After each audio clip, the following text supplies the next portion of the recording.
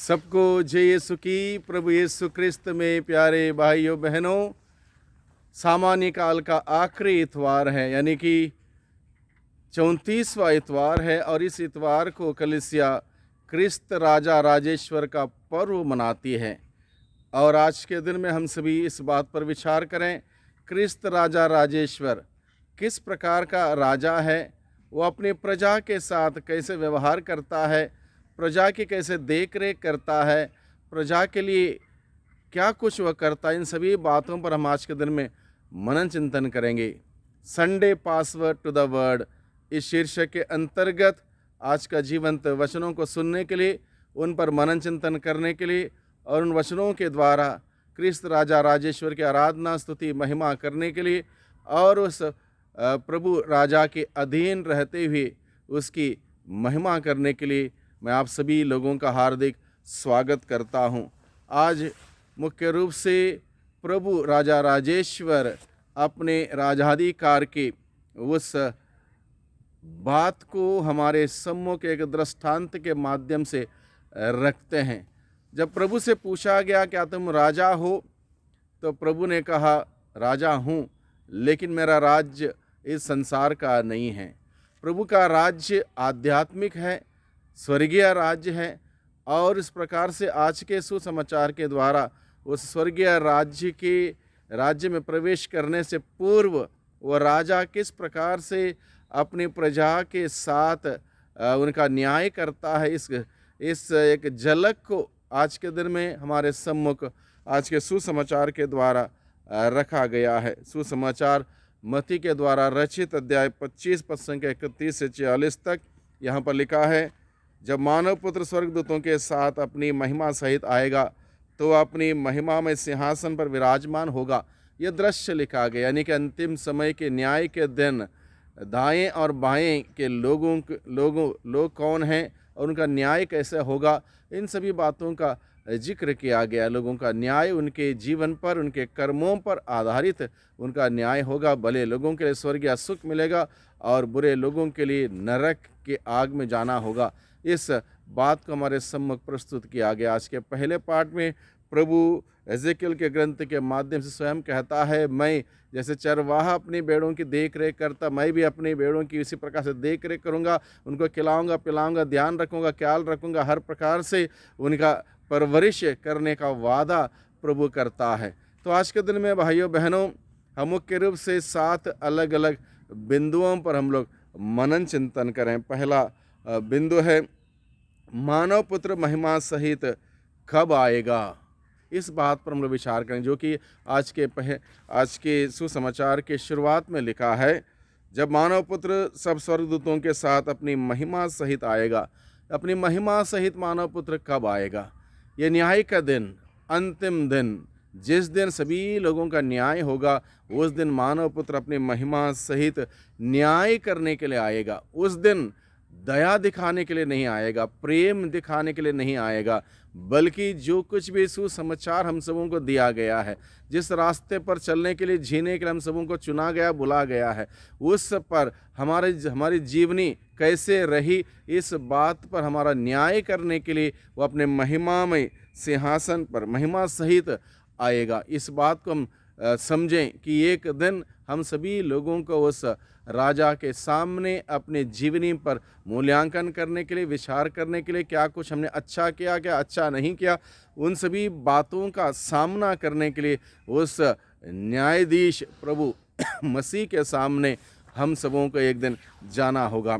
दूसरा बिंदु है आज के दिन में मनन चिंतन करने के लिए, महिमामय सिंहासन, न्याय का आसन।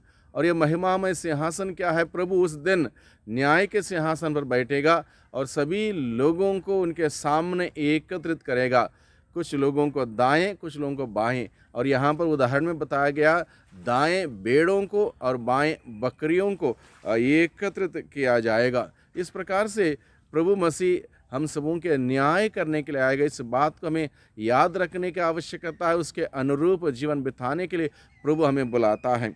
तीसरा बिंदु है आज के दिन में मनन चिंतन करने के लिए, सभी लोग उसके सामने एकत्रित होंगे, यानी कि कोई भी चूक नहीं सकता, कोई भी अलग नहीं हो सकेगा। हर व्यक्ति को अपनी जीवनी पर, किस प्रकार की जीवनी इस धरती पर वो व्यक्ति ने जिया है, उन सभी बातों पर, उसके विचारों पर, उसके कार्यों पर, उसके आदतों पर, उसके संगतियों पर, उनके सब कुछ पर विचार विमर्श किया जाएगा और उसी के अनुसार न्याय किया जाने की सभी लोगों को वो एकत्रित करेंगे। कोई भी चूक नहीं सकता, कोई भी चूक नहीं सकता। धरती पर कई बार लोग सोचते हैं वो लोग बुराई कर रहे हैं, वो लोग पाप कर रहे हैं, वो लोग अधर्म कर रहे हैं, वो बुरे रास्ते में हैं, बुरे संगति में हैं, तब भी फल रहे हैं, पनप रहे हैं, तरक्की कर रहे हैं, और बाकी लोग कई बार परेशान होते हैं। नहीं, न्याय के दिन हिसाब किताब पूरा होगा। न्याय के दिन हिसाब किताब बराबर होगा। वहाँ पर अन्याय नहीं होगा, वहाँ पर पक्षपात नहीं होगा, वहाँ पर भेदभाव नहीं होगा। जब प्रभु मसीह अपने न्यायासन पर बैठेंगे, सबको अपने कर्मों के अनुसार, अपने बातों के अनुसार, अपने जीवन के अनुसार, जैसे प्रभु ने हमें बताया उसके अनुसार न्याय होगा, किसी के साथ अन्याय नहीं होगा। चौथा बिंदु है मनन चिंतन करने के लिए, भेड़ और बकरियों को अलग कर देंगे। यानी कि यहाँ पर भेड़ और बकरियों का उदाहरण क्यों लिया?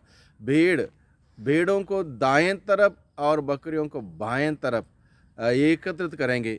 भेड़ और बकरियों का उदाहरण संभवतः इसलिए लिया गया हो, भेड़ उसका कैरेक्टरिस्टिक इस प्रकार से, वह विनम्र विनीत, उसका अंदर घमंड नहीं, अहंकार नहीं, कोई किसी प्रकार से नुकसान नहीं करते हैं।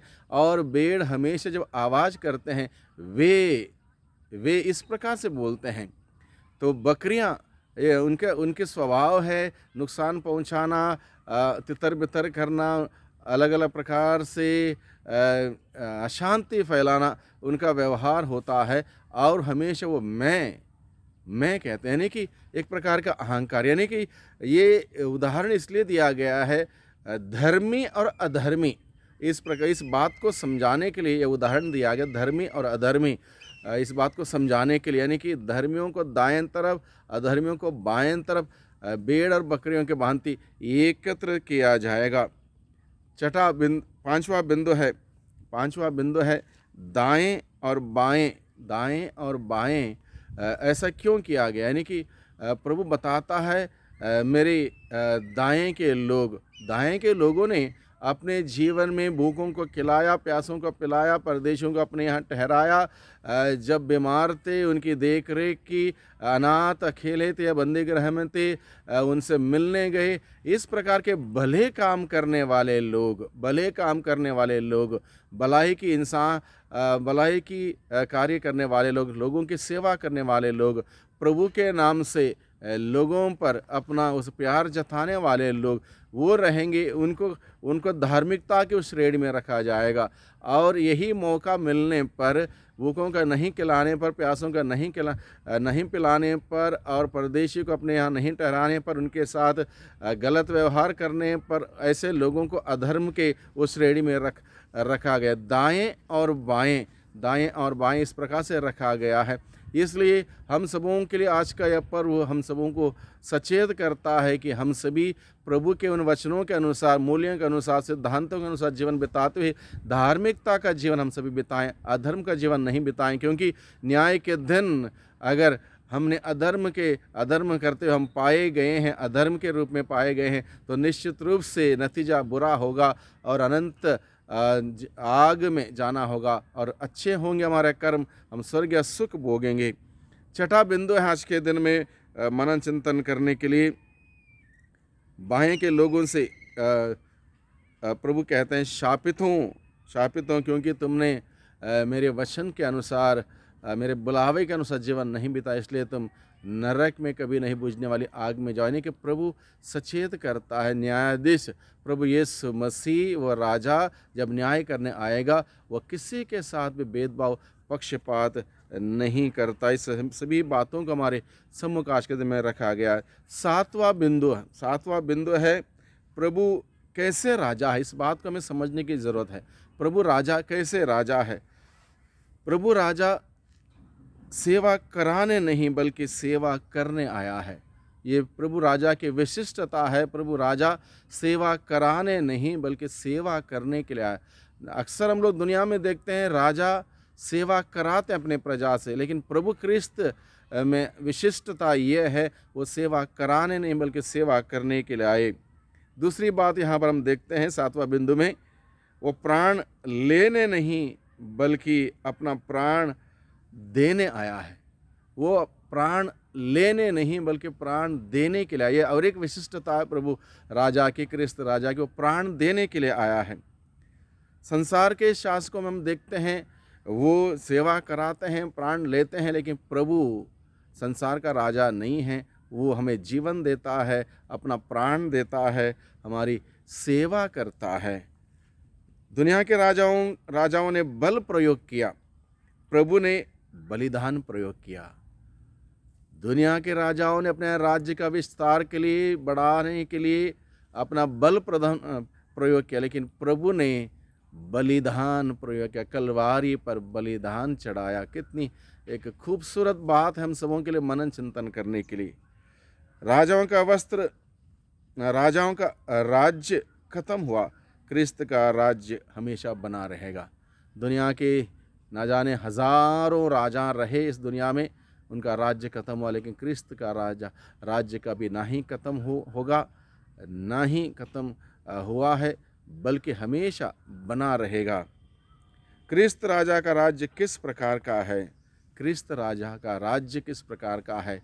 क्रिस्त राजा का राज्य प्रेम का, न्याय का, शांति का, क्षमा का, भाईचारे का, प्रेम का ये राज्य है। और इस राज्य के अधिकारी बनने के लिए प्रभु ने हम सबों को बुलाया, चुना है।